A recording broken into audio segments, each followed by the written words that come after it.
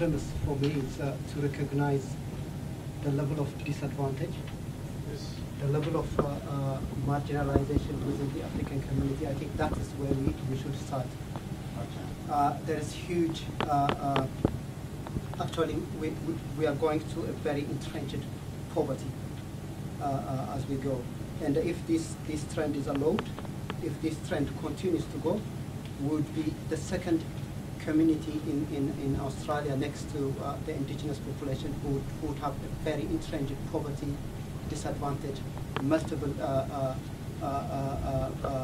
marginalization as well. Okay. So the question for us is how do we go as a community to address this? These are very fundamental questions. Okay, we'll get to the addressing part in a second. Engagement. Engagement, yeah. Communication and engagement. Trust. Trust. I think this statistic specifically is a wake-up call for all of us, especially from a young person perspective as well as for parents as well. Yeah.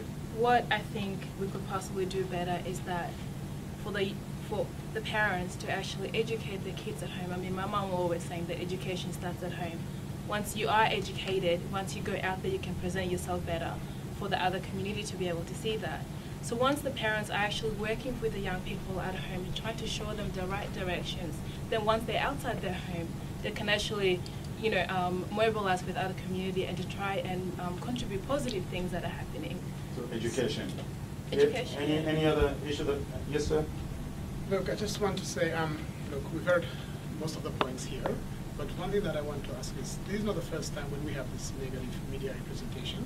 But as an African, I always feel like we all react when some stories come out. We've never prepared ourselves. But every time when something comes, a story comes out, we react for a month or two, and then we forget about the thing. And then when another story comes, we react. So how can we actually have some sort of consistency into that? Okay. Instead of reacting, prepare ourselves. All right. The second one is, most of the time it's the young people who are implied in these kind of stories. As an African community in general, collectively, what have we prepared to do to these young people? Because they are the future leader. How can we nurture them? Do we have any strategy in place? What have we done to them, and what can we do to them? So I think if we focus on that, I would summarize that as community responsibility. All right. Yes? Where are the leaders today? The leaders, yes. Leadership within the community. The kids need mentoring. And the people that represent the African community are not there. If they were there, then they'll be asking questions before these kind of articles come out. So I think Ahmed touched on a really good point. We should stop being reactive to things. We should be more, you know, we should be more prepared in terms of more proactive. Proactive, and yes. Yeah. Instead of reactive. Yes. Anything else? Yes. Well, I've been only 1 year in Victoria. I'm not sure if I'm wrong.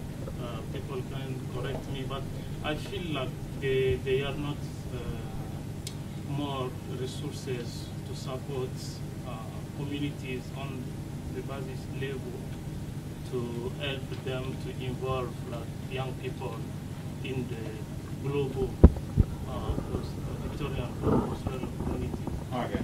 Yeah, resources to support community and to engage community, yes? Yeah, I do believe that we need to stop thinking negatively and have like a mindset that I'm open. So like I don't know what I'm saying, but we do have a lot of us focus on negatives, and we think, oh, we have this perception of, I go outside, I'm gonna be seen as the gangster boy, or we're gonna be whatever. But if we have a clean slate and educate ourselves, there's a greater need on the young kids here. If we focus on the people that are already on the street, it's not going to be helpful. Like they say before, we have to be productive and actually do more with the young kids now that are going to be growing here. If the same trends keep going, it's not, the statistics are going to be right in the next future. So we need an open and positive mindset. And I'll take a few more before we're going to, yes, ma'am? Yeah, go ahead. Okay. We are focusing right now on the police itself, but why not take the actual government? For example, instance, the state government, as what they did right now, they have the TAFE cuts, and I state the issue of education as a big issue. Since there are TAFE cuts, most of the courses are cut down. People cannot attend those courses.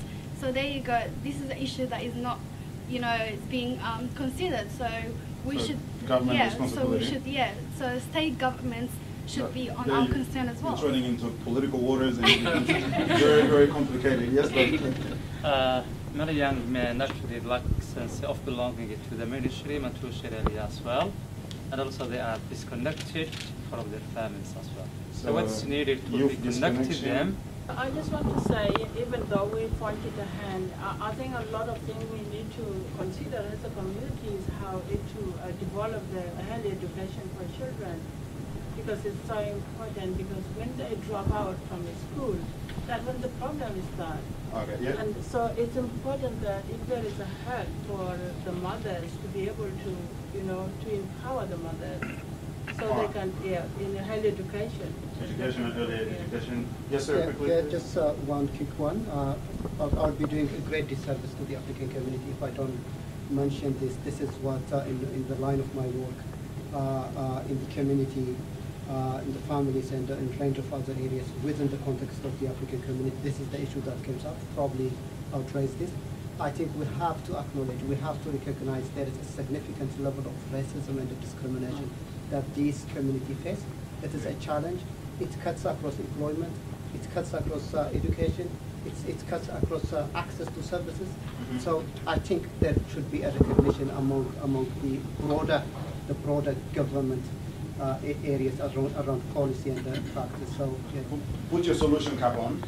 We know, you know, we have no resources, no power to resolve these issues, but as a community, we can start somewhere and end up with some sort of action group that can follow up on this. How do we go about addressing this problem? And please, we don't have much time. Trying to be as short as you can in any number of these things, but we'll focus on two things, which I think are critical.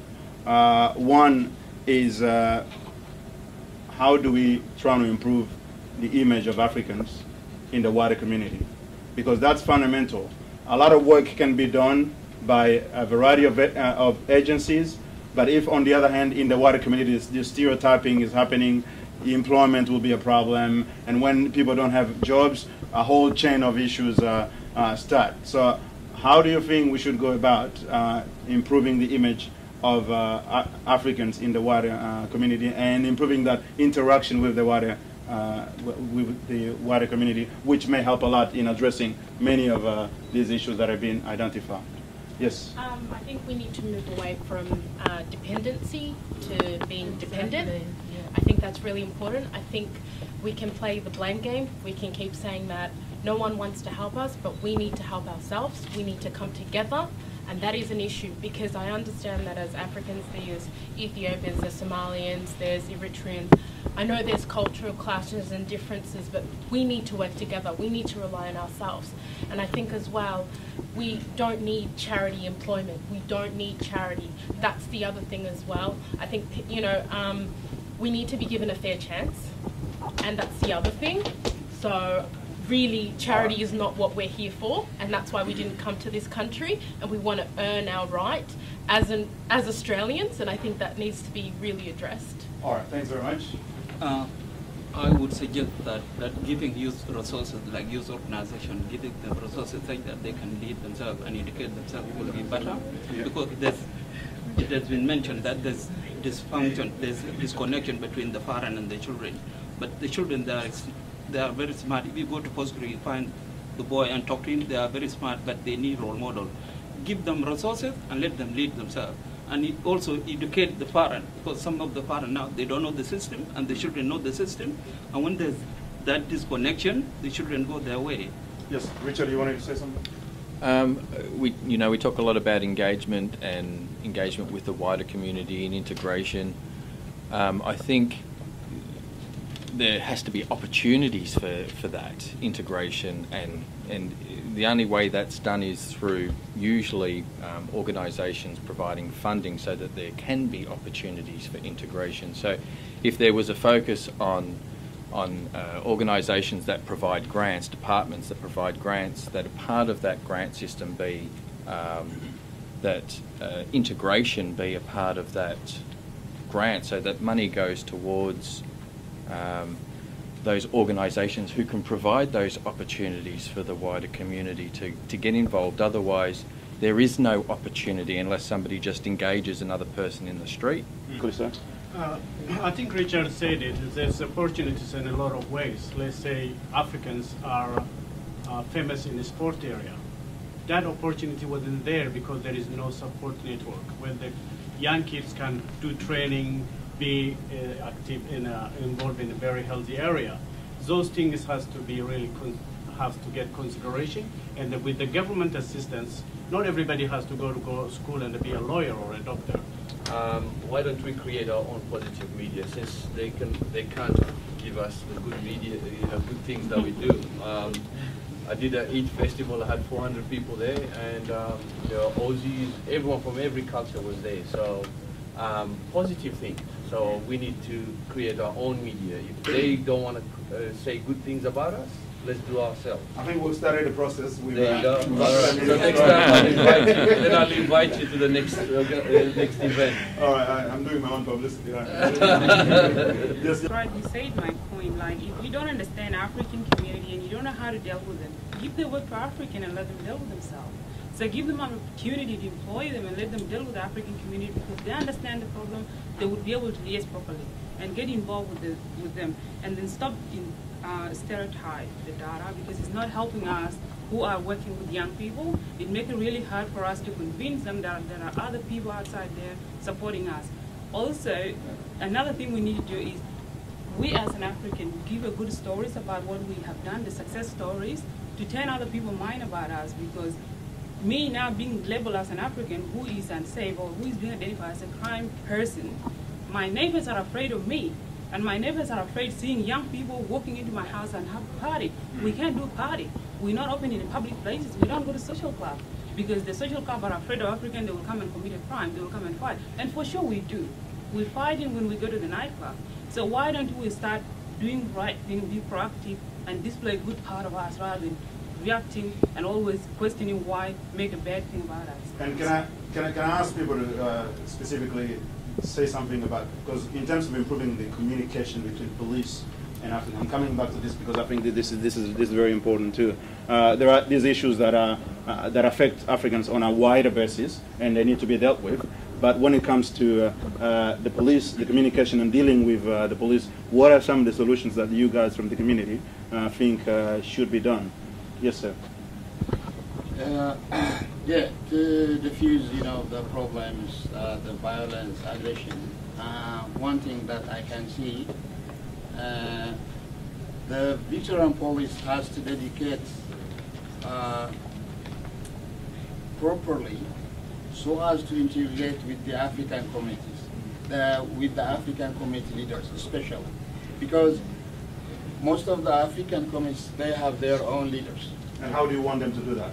Yeah, the veteran police, I don't know, from the liaison or from some other departments, to contact those community leaders, to tighten up our differences and the cultural differences, and discuss what has to be done for the next step. I think also the issue is that I think the police, with the transparency, as he said, because there's so many crimes that the police are committing against these young people. So to try and create that even or level or transparency there, I think the police have to employ some Africans to work with them, not only as liaison officers, because as a liaison officer you don't have the same powers as the police. So for there to be transparency in the police force, I think there should be some African communities working in there as police people, so that when there are issues that affect Africans, they're dealt with, in an open environment, and they're explained to people so that they understand. So, well, I think that most police that goes out on the street, they abuse their power. You know what I mean? Like, because they got power to do whatever they want on the street. When they see a group of kids, they go up to them, they use words that are unnecessary, or they're always reaching out to grab their pepper spray or guns.